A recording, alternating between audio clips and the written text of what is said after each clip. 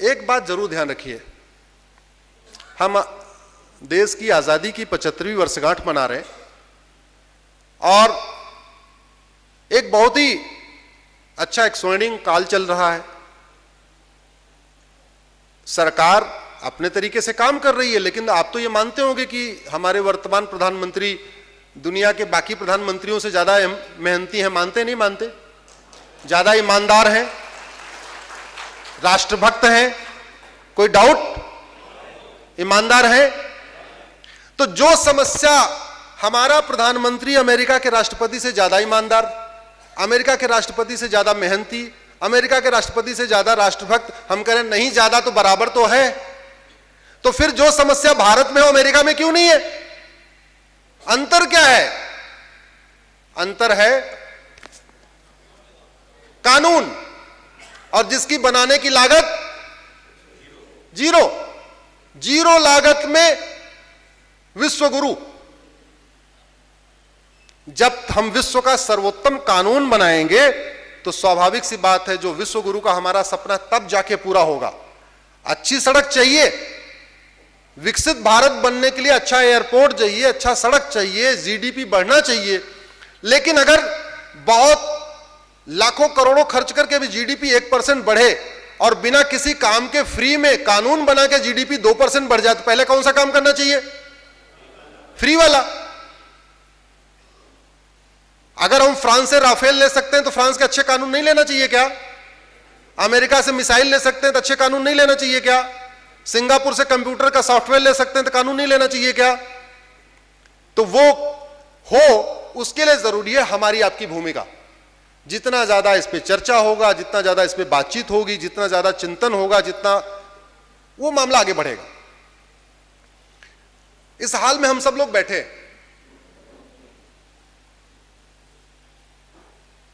मान लीजिए एक सांप आए,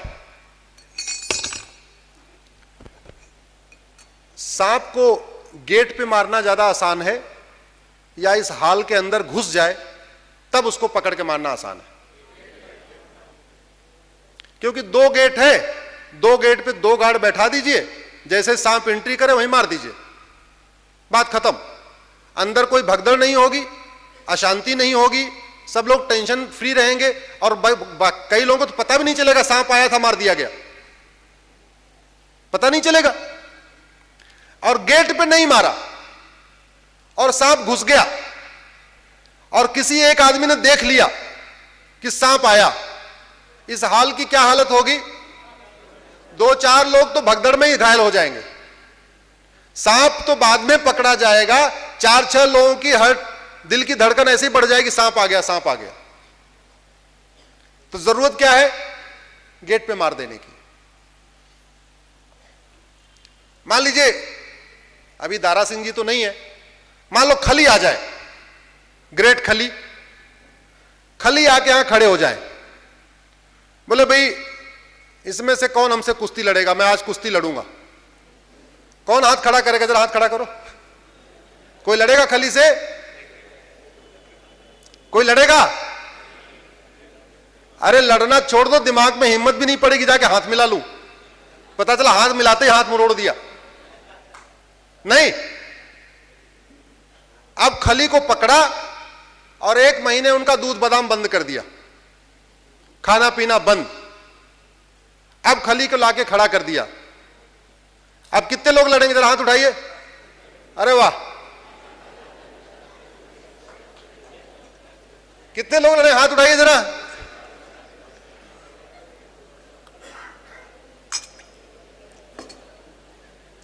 देखिए, जो मैं बातचीत कह रहा हूं उसको भाव आपको समझ में आ रहा होगा ना।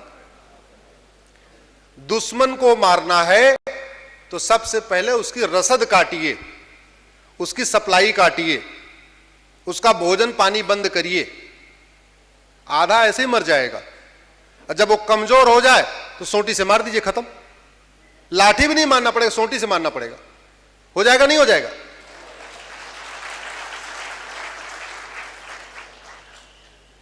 इस देश में जिहादियों की फंडिंग खाड़ी देशों से होती है। हवाला के जरिए होती है, एफसीआरए के जरिए होती है। माओवादियों की फंडिंग हवाला के जरिए होती है, एफसीआरए के, एक एफसीआरए कानून है। तो हवाला की फंडिंग विदेशों से आ रही है, माओवादियों के लिए आ रही है, नक्सलियों के आ रही है, जिहादियों के लिए आ रही है, मिशनरियों के लिए आ रही है, धर्मांतरण के लिए आ रही है, लब जिहाद के लिए आ रही है, दुनिया भर के समस्याओं के लिए आ रही है। उनका तरीका क्या है? फंडिंग रोक दीजिए, आधे। मैं तो कुछ ऐसे पत्रकारों को जानता हूं जिनको देश विरोधी लेख लिखने के लिए विदेशों से फंडिंग आ रही है। मैं कुछ ऐसे सोशल मीडिया के ट्विटर हैंडल्स को जानता हूं जो कोई काम नहीं करते, देश विरोधी ट्वीट करते हैं और वो मर्सिडीज पे चल रहे हैं। मैं कुछ ऐसे लोगों को भी जानता हूं जो केवल फेसबुक पे पोस्ट लिखते हैं और उस पोस्ट के बदले उनको विदेशों से फंडिंग हो रही है। तो जब तक उनकी रसद नहीं कटेगी तब तक तो वो लिखेंगे, क्योंकि पेड आदमी है। अगर नहीं लिखेंगे तो सप्लाई नहीं आएगी। तो दो तरीका है, या तो ऐसा कर दो देश विरोधी लेख लिखना अपराध है, 100 साल की सजा होगी, तब वो लेख लिखना छोड़ देगा। दूसरा क्या है, फंडिंग बंद कर दो, बेचारे को पैसा नहीं मिलेगा तो काहे लिए लिखेगा? गाली खाने के लिए थोड़ी लिखेगा। गाली पड़ती रहती है ऐसे लोगों को, खूब आप लोग भी देते रहते हो, लेकिन आप भी गाली देके शांत हो जाते हो, उसको कोई फर्क नहीं पड़ता, उसकी अगली किस्त आ जाती है। तो ऐसे एक चीज ध्यान रखिएगा, राष्ट्रहित के जितने काम होते हैं सब निस्वार्थ भाव से होते हैं। सब में आपको तन मन धन लगाना पड़ता है। आप में से यहां जो लोग बैठे हैं इसमें से बहुत सारे समय दान कर रहे हैं, बहुत सारे अपना अर्थदान भी कर रहे होंगे। किसी को कुछ मिल तो नहीं रहा है ना, कुछ नहीं मिलता। लेकिन ऐसी बैठक जब देश विरोधियों की होती है, ऐसी विरोधी जब राष्ट्र विरोधियों की होती है, ऐसी बैठक जब जिहादियों की होती है, उनको बैठक में आने का भी पैसा मिलता है।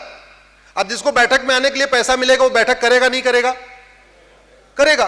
तो फंडिंग बंद कर दीजिए, बैठक बंद। फंडिंग बंद कर दीजिए, ट्विटर की ट्रेंडिंग बंद। फंडिंग बंद कर दीजिए, फेसबुक की पोस्ट बंद। विदेशी फंडिंग खत्म हो जाए, मैं कह रहा हूं माओवाद दम तोड़ देगा। विदेशी फंडिंग खत्म हो जाए, नक्सलवाद खत्म हो जाएगा। विदेशी फंडिंग खत्म हो जाए, मिशनरियों की कमर टूट जाएगी, धर्मांतरण रुक जाएगा। विदेशी फंडिंग खत्म हो जाए, पंजाब में खालिस्तान का दम घुट जाएगा। तो देश विरोधियों को आपको हराना है तो सबसे पहले उनकी सप्लाई काटनी पड़ेगी और कठोर कानून भी बनाना पड़ेगा। उदाहरण मैंने दिया कि यहां पे भगवान राम को गाली देने वालों को, कृष्ण को गाली देने वालों को और पता नहीं क्या क्या बोलने वालों को, मां दुर्गा की नंगी तस्वीरें बनाने वालों को भी सजा नहीं हुई। अरे एक को सजा नहीं होती इसलिए दूसरा आदमी प्रोत्साहित हो जाता है। एक व्यक्ति ने बोला कि 15 मिनट के लिए पुलिस हटा लो, हिंदुस्तान से हिंदुओं को खत्म कर दूंगा। मैंने उस सेंटेंस को फेडरल पिनल कोड में देखा कि जिस व्यक्ति ने भारत में बोला था, सबको ध्यान होगा किसी ने बोला था, उसको कोई सजा नहीं हुई, उल्टा वो विधायक और बन गया। अगर उसने अमेरिका में बोला होता तो 50 साल की सजा होती।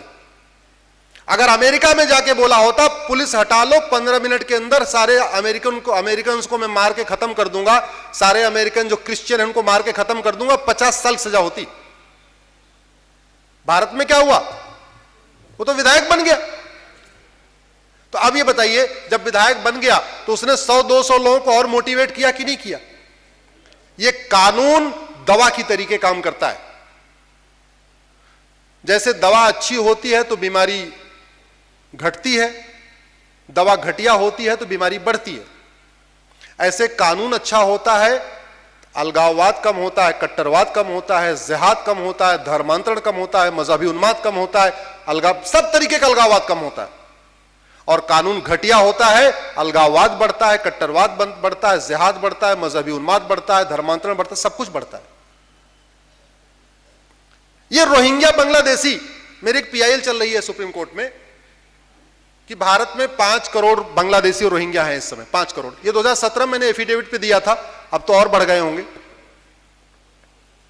ये भारत क्यों आते हैं? ये बगल में बांग्लादेश क्यों नहीं जाते? छोटा सा देश बगल में भूटान है, वहां क्यों नहीं जाते, भारत क्यों आते? एक चीज ध्यान रखिए, अगर आप अपने खेत की जुताई, गुड़ाई, निराई नहीं करेंगे तो वहां खरपतवार पैदा होगा ही होगा। मानते नहीं मानते? खरपतवार पैदा करने के लिए जुताई, गुड़ाई, निराई करना है क्या? अच्छी फसल पैदा करने के लिए खेत की जुताई करना पड़ता है, गुड़ाई करना पड़ता है, निराई करना पड़ता है, सिंचाई करना पड़ता है, पेस्टिसाइड भी डालना पड़ता है, लेकिन खरपतवार ऑटोमेटिक पैदा हो जाता है। इस घर को गंदा करने के लिए कुछ नहीं करना, आप घर की सफाई करना छोड़ दो, ऑटोमेटिक गंदा हो जाएगा।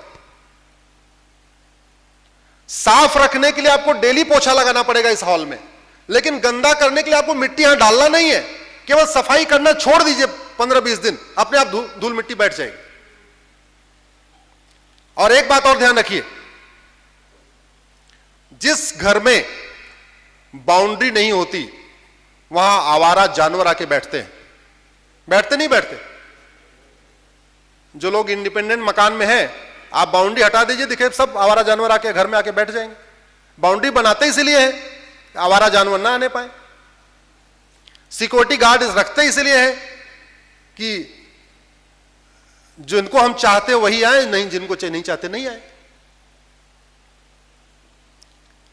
कोई व्यक्ति अमेरिका में जाके धर्मांतरण क्यों नहीं कराता, अमेरिका वाले आके भारत में धर्मांतरण क्यों कराते हैं?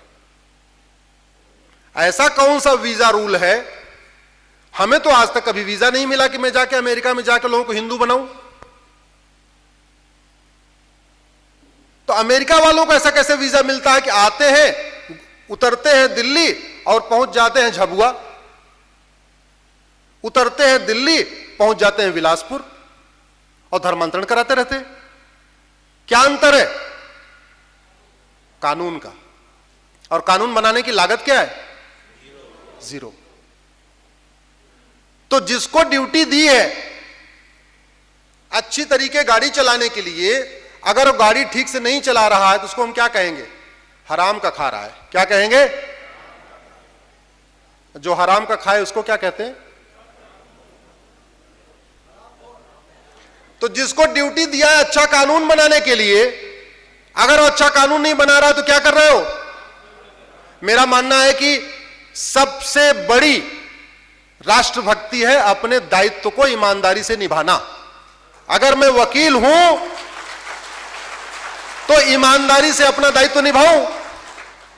संत समाज ईमानदारी से धर्म का प्रचार प्रसार करे, व्यापारी समाज ईमानदारी से देश राष्ट्र हित में नए नए व्यापार बढ़ाए, जीडीपी बढ़ाए, ये उसकी ड्यूटी है।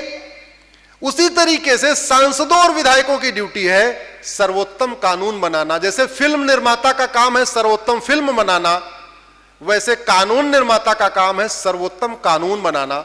और सर्वोत्तम कानून बनाना कोई रॉकेट साइंस नहीं है। इसके लिए कोई आपको विशेषज्ञों की बहुत एक्सपर्ट कमेटी नहीं बैठाना है, इसमें कोई लागत नहीं है।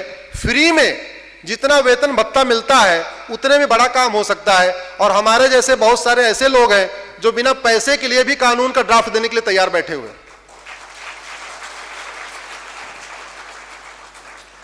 तो वो बात इसलिए जन जागरण इसलिए जरूरी है कि डेमोक्रेटिक कंट्री में डिमांड और सप्लाई होती है। जितना डिमांड होगी उतने सप्लाई होगी। अपने घर में भी है। मतलब मान लीजिए यहां पे बहुत सारे लोग करोड़पति बैठे हुए हैं, आप क्या 1 करोड़ निकाल के अपने बच्चे को दे सकते हो क्या? नहीं।